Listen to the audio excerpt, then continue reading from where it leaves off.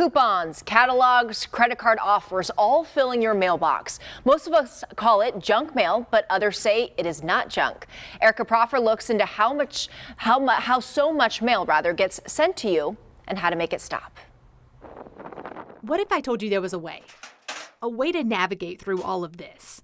This, what some call junk mail. Yes. Taylor Youngblood did. Mail is quite a burden on the end user. Taylor teaches her Austin neighbors how to ease that burden. Okay, so this is something She writes about it. Not on paper, of course. On her online blog. I like to use Catalog Choice for more national stuff. Catalog Choice is a website to help you reduce unwanted marketing mail. Taylor signed up with variations of her name, something she may see on the front of her mail. Like mine shows Erica Proffer, Erica N. Proffer, and Erica Nicole Proffer. You can't do like any and all things that were Taylor now and then. The company website says they have no control of getting your name off marketing lists. So Taylor uses other opt-out websites too, like dmachoice.org, directmail.com, and optoutprescreen.com. She also calls individual companies asking for removal. And nothing lasts forever. She says it's worth it to her. Worth it for the environment. The U.S. Environmental Protection Agency's latest data shows all marketing mail created in 2018 would weigh more than 8 billion pounds. That's nearly 25 pounds per person for only 1 year. Enough for Perry Bedford to take notice.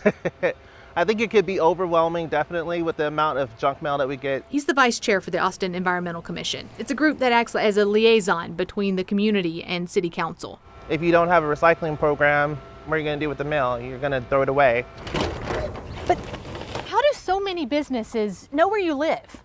One way is through here, not your phone, but online. That's where we shop and connect with others.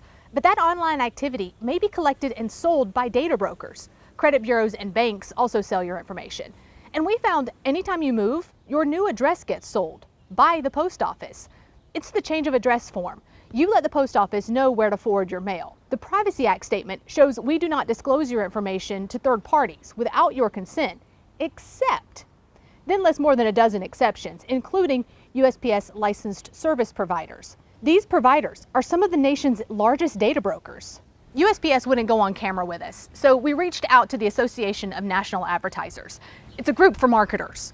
I'm a little bit of a nerd on this stuff. Cindy Boone says what's stuffed in your mailbox without your request is not junk. Certainly no one wants to be in a situation where, you know, the consumer's like, oh my gosh, this is a piece of junk. Let me just toss it in the trash. See, we've got. That is not what the industry is about.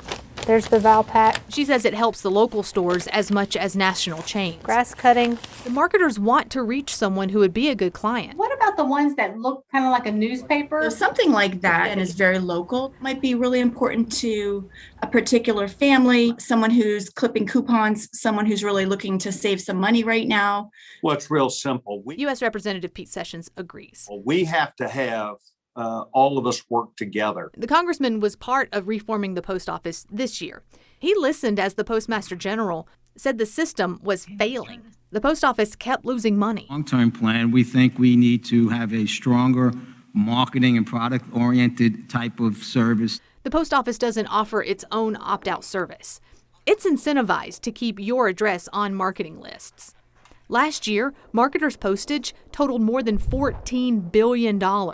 The Postal Service got more than $4 billion last quarter alone. Do you think when it comes to that marketing mail, the unsolicited ones, do you think that we should have more in order to bring in more revenue? It is essential that small business have an attribute to be able to sell their products. This is what I got in the mail over this past month. And it's not that bad. I've seen worse. Really? Yes. Additionally, there's stuff that you're legitimately signed up from. So like if this is your bank. They're sending me something, advertising like a referral. That's not, the same thing as this. Yeah, and there is data that having something tangible in front of you can be more effective.